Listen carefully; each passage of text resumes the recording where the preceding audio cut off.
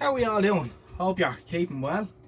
So, the last video I was talking about had the power supply on the bench, which had all the transistors snipped out and a few other strange things. But I've been reading up and there's quite a lot of modifications and various things you can do to them. So I'm going to order a few transistors, I think, and I'll put them on the slow boat from China. There's no hurry on it, and we might have a go at it and carry out some of the modifications. I think ZXTV commented that, and I agree, it wouldn't be a bad idea at all to leave the fan running all the time, maybe even at half speed. And there's also a mod where you cut holes underneath where the transistors live to let the air flow out. It's not a great design having the fan at the back and the transistors in the front because the transformer's in the way, so the airflow is going to be poor. Anyway, all that having been said, what I'm going to talk about tonight is something I was given a couple of weeks before Christmas, and it's something that harks back to me childhood, something very special in a way. When I was around, I'm going to say 6 or 7, before I started going into John's shop on Saturdays and after school, we'd been going in before that to pay the rent for the TV every month. And in the back of his shop, he had a couple of valve radios stacked up at the back wall. And when the door into the workshop and the other door at the back into the back was open, you could see through. And you could see these couple of old radios stacked up. Now they were in rag order. The back of the shop had, I think it was a glass house or something like that at one time. So the rain used to leak into it and that. But he did a couple of radios, I think it was 3 or 4, and I can't remember quite rightly. I seem to have a picture in my head of a Pye radio, 2 Pye radios, and the other one might have been a Bush. Now it's a long time ago, so I'll find it hard to remember. But anyway, the point being, one Saturday the door was open and I seen the radios, and I asked them, or they asked my nanny to ask him, could I have one of the old radios? And he agreed. He says, yeah, I'll dig it out for you, and when you're on your way home from school tomorrow, come in and get it. And sure enough, the next day, when we went into the shop, the radio was sitting there, ready to go. My nanny carried it down to the house. And the radio in question was a Pye T19D. Now, needless to say, I never got the radio working. There was loads of stuff wrong with it.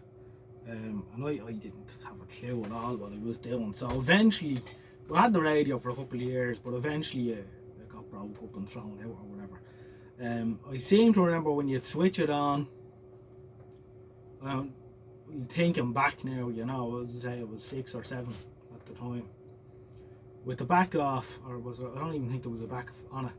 Anyway, when you'd switch it on, a lot of sparks would fly around in the rectifier, and this strange blue glow would run around in the sound output valve. Now I'm thinking back on I don't even think the valves were in the right sockets, because I seem to remember that I had a 6V6 GT, and I think that was in the EF39 hole or the ECH35 hole. So I think that the valves aren't even in the wrong holes. Anyway, I never got it going. I seem to remember getting quite a few belts off it as well. What I did do though is the chassis came out eventually.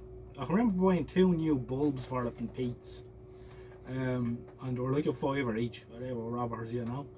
And the bulbs they weren't the screw type, they were bayonet. And then the front would light up and you'd switch it on, you know. But eventually the chassis came out, and I put an FM radio in it and wired it into the speaker. And I worked like that. I used to, you know, stick my hand in where the diode lash would have been, fiddle around. Anyway, eventually it got broken. But the point being, I've got the next best thing. Not a T19D, but record player with the same chassis in it. So I'll give you a look at it. Now, a few ideas. It's a bit rough. This came out of a house clearance. friend of mine clears out houses for estate agents and whatnot, and every now and again you get stuff like this. So it's been knocked about quite badly. You can see the glass there, it's in good nick. We're missing a knob, but I should have a few of them kicking around. The plastic in these goes funny, and well, they weren't designed to be around for 70, 80 years, you know. The front slides out and it has a record player in it. Now, I have an idea what I'm going to do with this, and it's not going to have a record player anymore. I was thinking, and you're all going to want to shoot me now, but I don't care, it's my radio. I was thinking of turning it into a drinks cabinet in the bottom and having the radio restored. I don't know, but the first thing I'm going to do is tonight, I'm going to pull the chassis out and see if we can get the radio working. So we'll have a good look in here.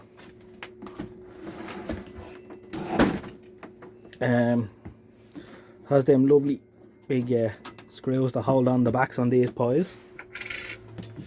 And as we can see, it is a T19D. And there's the record player. And the coatings on the valves are in good nick. Yeah, so we'll get the chassis out. Should be easy enough to pop him out. We'll have a look in the bottom here. There seems to be a note or something in the bottom.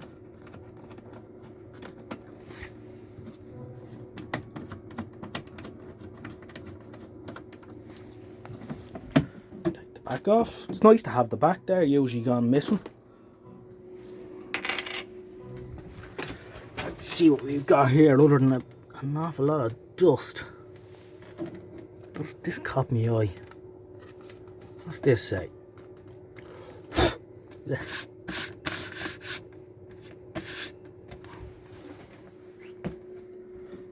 Okay, it looks like we have a valve map here. Makes sense.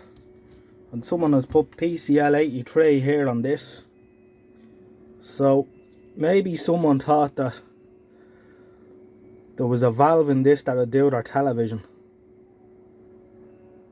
Perhaps. Let's see, what's this say? We won't give the address.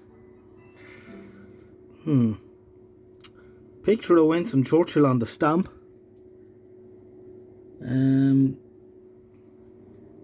Northern Ireland holidays. More space, less pace. Can't make out the year. I'll have to have a good look at it. I don't want to put the address up on the YouTube though. Maybe someone will be able to tell me what year that stamp's from. I wonder, was it for Churchill's death? Anyway, here we go. There's nothing inside the envelope.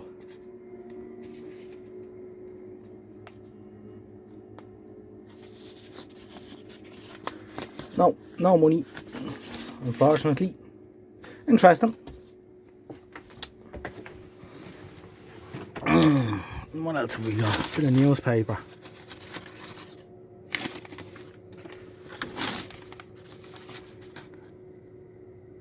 Service on the 747. Must be some sort of transport magazine. So yeah, the record player is nice the way it slides out like that. Don't think it's stereo compatible. Alright, I'll stop it here for a second and whip the chassis out. Okay, so I have it out of the box. One little modification that I see. Inside the radiogram, there's a switch, which I'll show you if we can see it in the dark. You see a house switch, a house light switch, and a bit of wire. Which I have to say, when I seen it, thought it looked a bit odd. So, sure enough, it is a bit odd. Pye wouldn't tie it in a knot around like the chassis like that, and it's coming up here.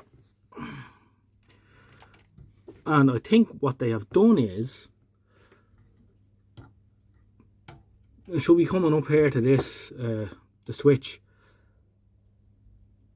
which is the switch tone control and gram or radio switch.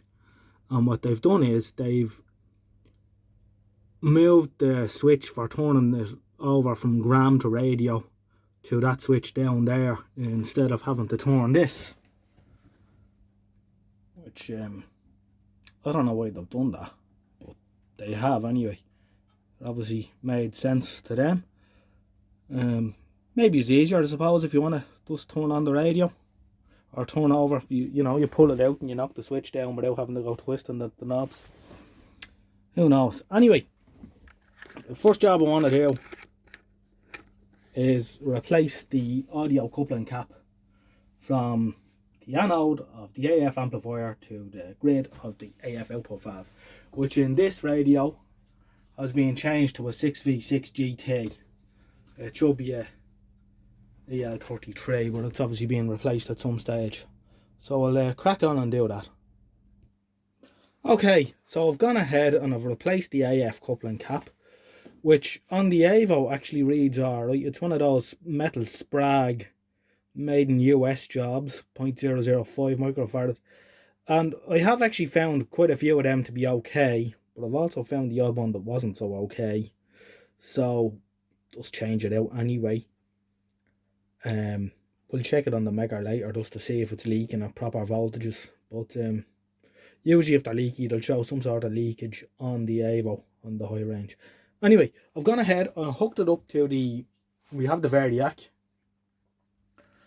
And we have the Avo here. We have an Avo Mark IV. Thought I'd give him a little outing. And he is sitting on the reservoir cap. So we're going to monitor the HT as we wind it up. So I'll go ahead and I'll switch on.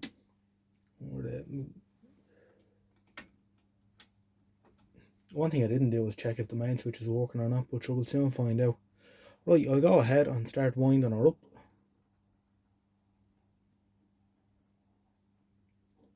And I'll just come on up to about 50 volts and leave it sitting there for a while. Yeah, so it's sitting at 50 volts there. Needless to say, there's nothing happening yet. And yes, I do know that the Avo won't be accurate sitting up like that vertical. They are balanced to be accurate horizontal, but we're not looking for accuracy here. We just want to have an indication of what's going on.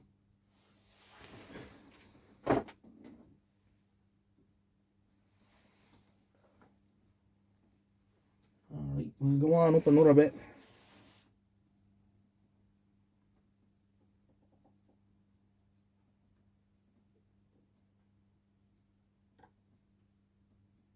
So we're sitting just shy of 100 volts now. Wonder do either the dial bulbs work. I should have put at least one good one in there just as an indication.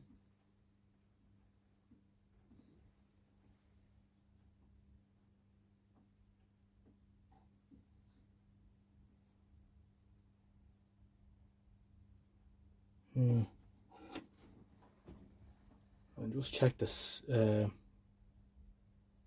Yeah. Right, losing the plot here. It won't work if I don't plug it in. I hooked everything up bar the radio. Right, take two. Let's bring her back up to 50 volts again. Yeah, they won't work if you don't plug them in already.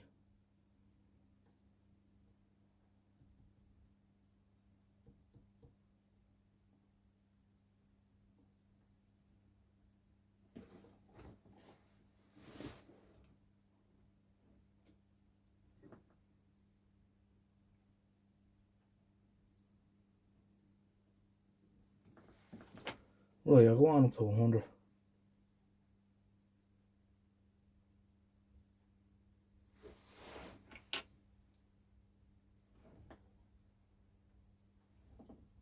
This is exciting stuff for sure.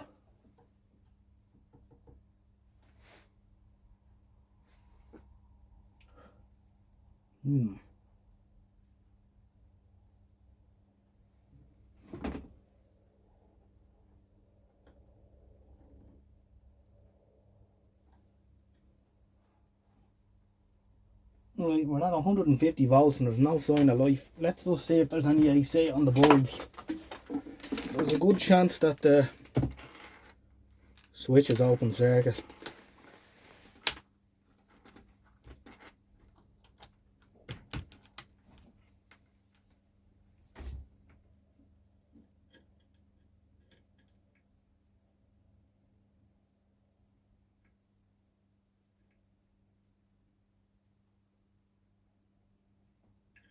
According to that, we've 1.5 volt AC across the bulbs.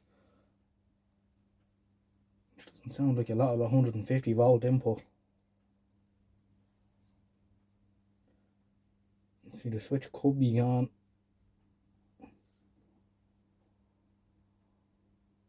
Let's go all the way up here for a second. Yeah, there's still nothing happening.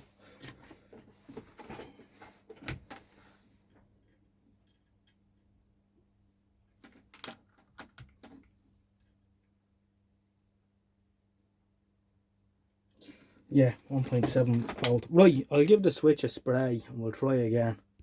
Okay, third time lucky. I'll put a dial bulb in it as well, so we'll have an indication. Right, I'll bring it up to 50 volts. Oh, the dial bulb is glowing, or starting to glow. So that's a good sign. No movement yet on the Evo. We'll go on up to 100.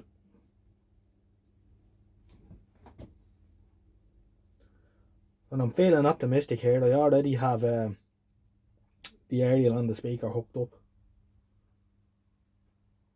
See the needle just move up there a little bit at 100 volts. There it is now, coming up slowly. Let's see if we can zoom in on that. See it coming up, so we're on the 500 volt range.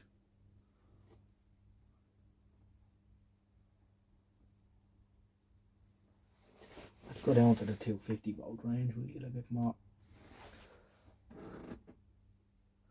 Right, so that's about 20 volts HT so far at 100 volts. It's an AZ31 rectifier, directly heated.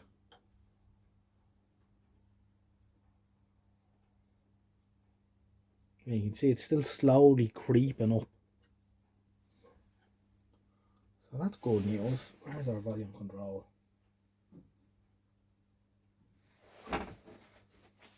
We'll go on up another little bit. 130 I think will do us. 135. There it is, shooting up now. So that's 100 volts HT now.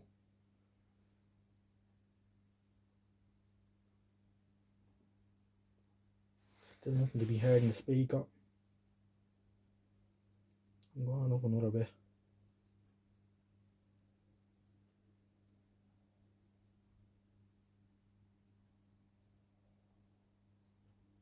$150 volts HT for 150 AC in.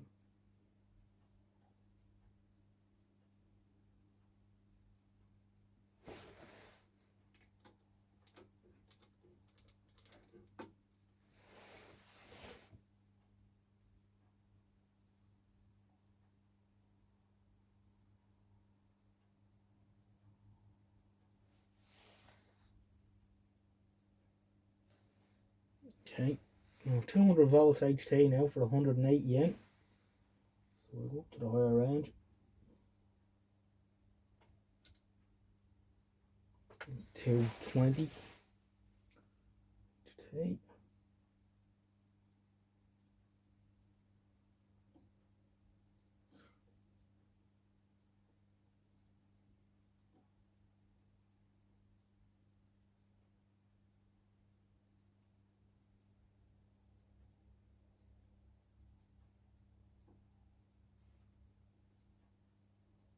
Right, we're all the way up now. We've got just shy of, I'd say that's about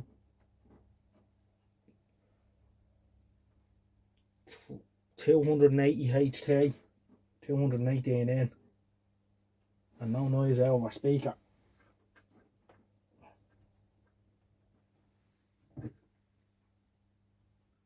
Oh, there's a hum.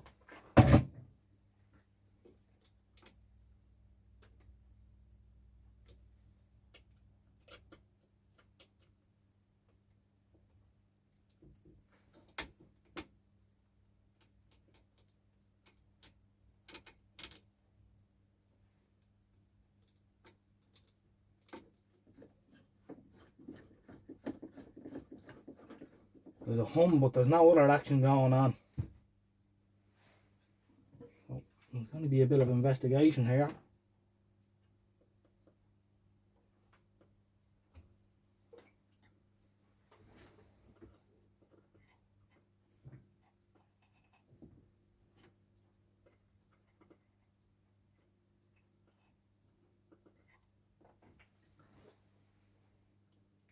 It sounds dead, like the oscillator isn't on.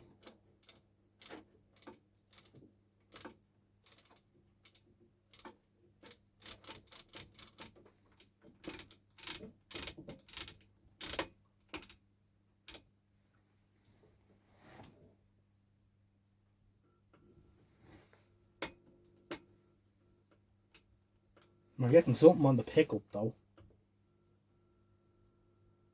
Let me just try one other thing.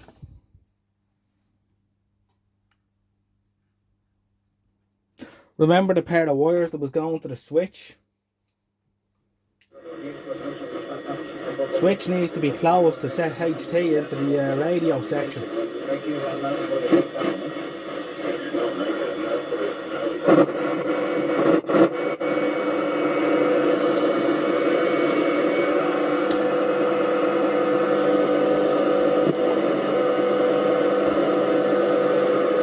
Sounds quite lively to me. And we're not even giving it the full beans here. I have it on 200 volts. And the transformer's on its highest tap, 230, 250 volts. So we'll go ahead and we'll give it the full. We'll give it about 240. And there's 237, that's close enough.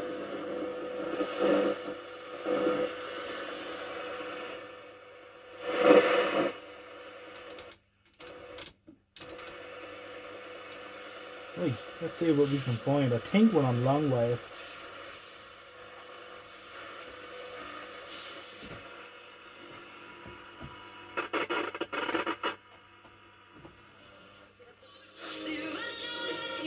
There's RTE and long wave.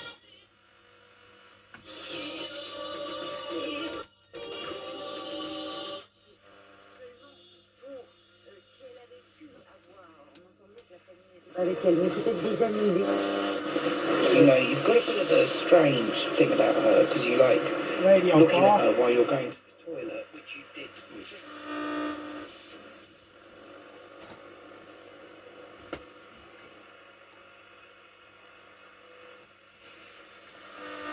I've switched mode power supply interference here, but I don't know where it's coming from.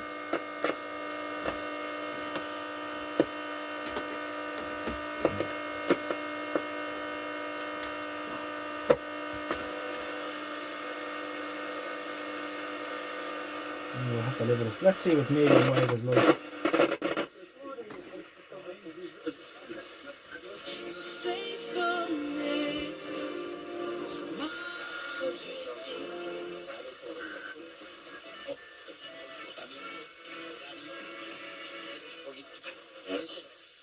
Badly and recordings he made on location. The wildlife sound recordist Chris Watson recalls scaling the heights of Skellig Michael.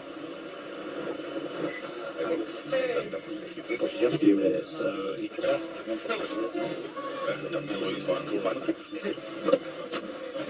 well left.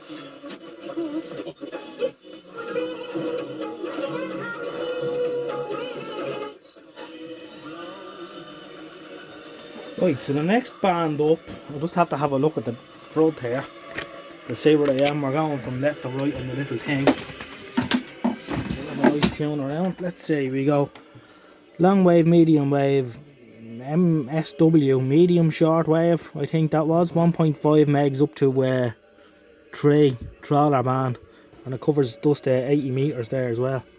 Oh, sorry, I'm all out of focus. Anyway, yeah, we'll go another notch up, and then it's 49 metres after that. And we're at the bottom, so we're in the 80 metre band. We're just above it. And we can hear 80 metres.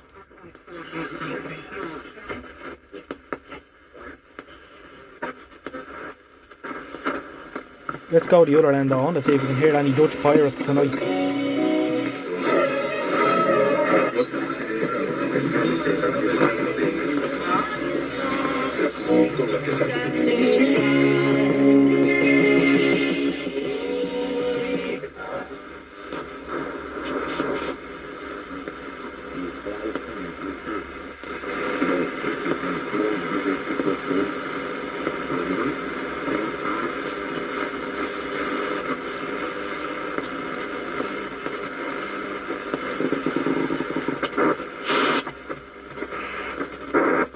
Alright, let's get some 49 metres.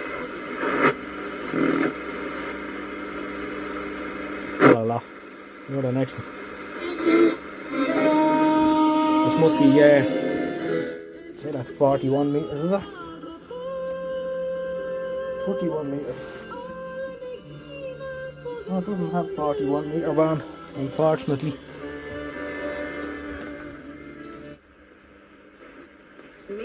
Resuscitation department. All looking around.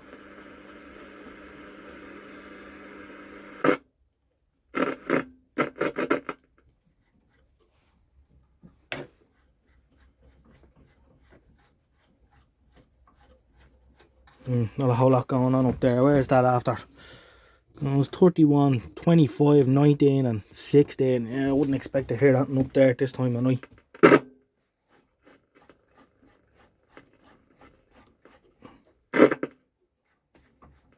No.